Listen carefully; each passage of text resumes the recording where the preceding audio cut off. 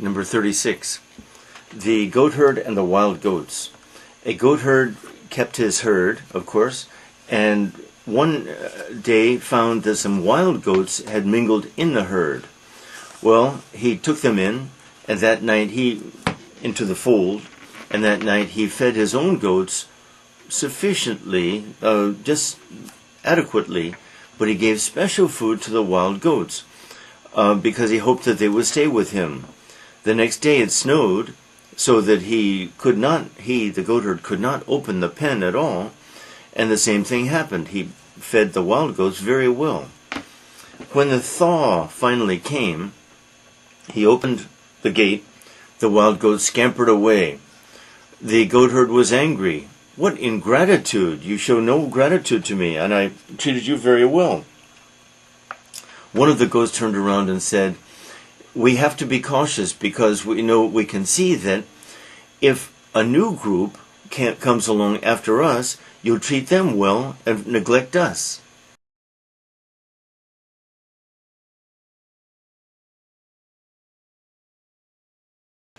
Number 36. Old friends cannot with impunity be sacrificed for new ones. I wonder. Good language, by the way, with impunity. That means not being punished. If I do something with impunity, I do it and I'm not punished. I have done it with impunity. Now, the idea here is that a person who sacrifices old friends, that is, abandons them basically, and cultivates new friendships, will be punished in some way. I wonder. I'm not so sure that's true. In fact, this is the first one that I think I would disagree with. I don't think it's true. Punished in what sense? Okay, I have friends, old friends, a person my age. I'll speak frankly, if I may. I'm a person who has moved from country to country for a long, long time. And the number of old friends that I have had for a long time is very, very small. I have lost all contact with friends in the States. I've been abroad for 35 years. I have lost contact with everyone but one person in Europe, and he's 87 years old now. And I don't know about friendships here even. I'm not even sure about friendship, frankly. I must be a strange person. But it seems to me that a person who, I suppose I try to live in the present, to speak of myself, and maybe it will interest you and consider whether you do or not. Most human beings live in a combination of the past and the future. And it's usually said, it's almost a truism, almost a platitude, almost a cliche, that we are incapable of living in the present. And mostly I think that's true. I think it's true of most people most of the time. For some reason, I think of myself, and I may be very wrong, self-knowledge after all, I've already condemned, but I think of myself as mostly living in the present. I can't help it. It's not something I try to do. I simply do it. Ask yourself, you're young, most of you who are listening to this are very young, but you're probably not even, you haven't been on our planet long enough to even have a view about this, but you might think about it a little bit. Anyway, in my case, I have lost old friends. Now, in what sense not with impunity? The only way that this can make sense is that I have lost something that I'm not even aware of. I'm not even aware of the cost of having lost old friends. This is possible, of course, but who can know this? Who can determine this? And therefore, I disagree with the statement. I think the statement is based on a very sentimental idea of friendship. By the way, I will talk about something. One of my poems I'm very proud of is a poem based on, or a response really to Shakespeare's "Let me not to the marriage of true minds admit impediments." It's his most famous sonnet, sonnet number 116. And all students of literature, or of the English language even, should know it. But I'm afraid it's a cliche, like "To thine own self be true," which is on my wall here, as Polonius says, and "To be or not to be," and these unexamined cliches. Okay.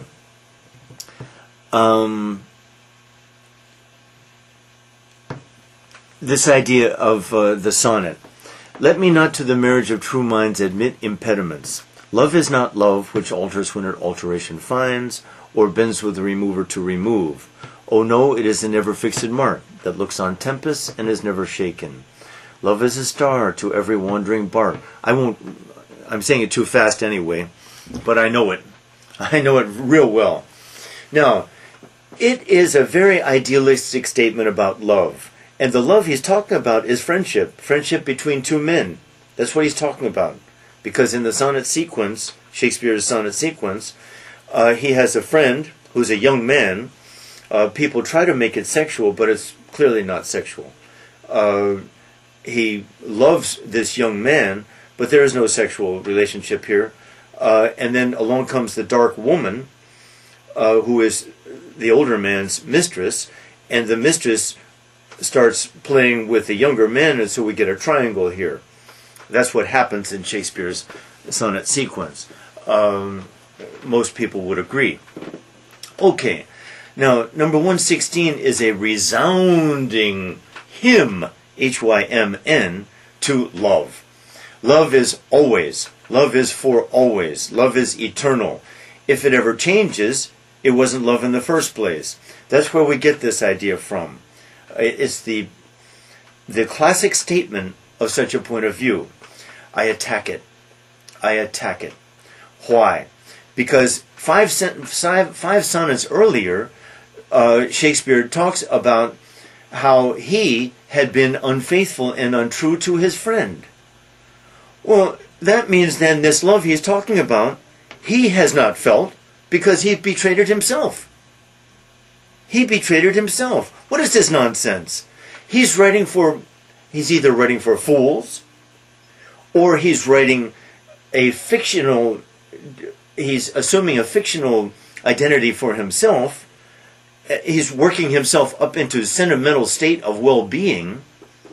I'm in love. My love is true. Love is true. Love is eternal. Nonsense. He has already demonstrated that it's nonsense. He's guilty. He has no right even to use this language. This language, in fact, is either mockery or lies. And I'm afraid it is true generally in human beings. Friendship, same thing. Of course, our relationships fluctuate. Our feelings for another person fluctuate, whether friend or lover or spouse or even child. Even for our own children. And you know that theirs fluctuate for us. And if we deny this, what planet are we on? That's nonsense. Of course it fluctuates, because we fluctuate. We fluctuate so quickly we can't even follow our fluctuations. And our language certainly cannot trace our fluctuations. It's a chaos we are a chaos upon which we try to impose certain arbitrary orders which simply are not true. One of them is personality. Another is soul, which I dismiss. So, in short, I would dismiss that one. And words like love, friendship, these are very general terms. Their meaning is a little bit, I think, undefinable, unfixable. They're typical of human words. That is, we use them in the hope that they have a clear meaning. In the hope, when I use it, that you will understand the meaning that I'm intending the word to carry. But this is very nebulous, very uncertain. And all language that has to do with feelings is hopelessly inadequate.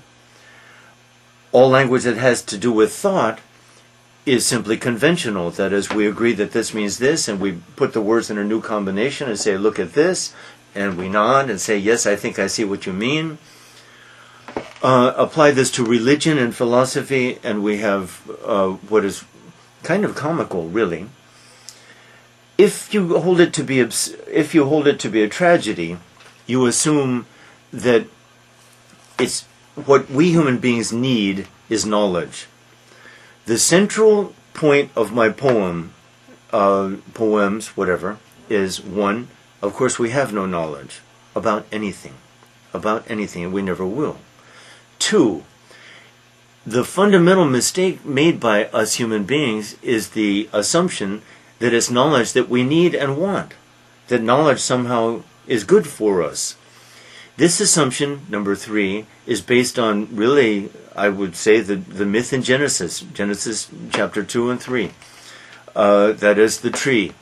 Eretis sicut dii. Eat this, gain knowledge, and you'll be as God.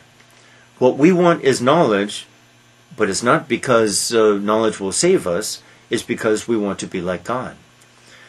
Why do we have this need for knowledge? Because we're incapable of what might truly save us, which is faith, trust.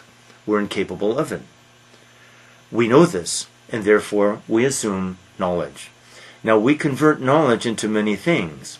Science, scientific knowledge, all tentative, all a myth, and we know it. We even basically change faith to knowledge. I have my faith, says Christian X or Buddhist Y. And I believe this, and this, and really I know these things are true. Thus we have converted faith to knowledge. It's just science in disguise. It's science in disguise. We have this mistaken notion that we are saved and we can be saved by knowledge. In fact, that longing is our sin, to use that very questionable term, but I'll accept it. It's our sin. How can we be saved? By trust. Trust in what? We don't know. Trust in the Christian God? Trust in the Buddhist pantheon? Trust in Allah?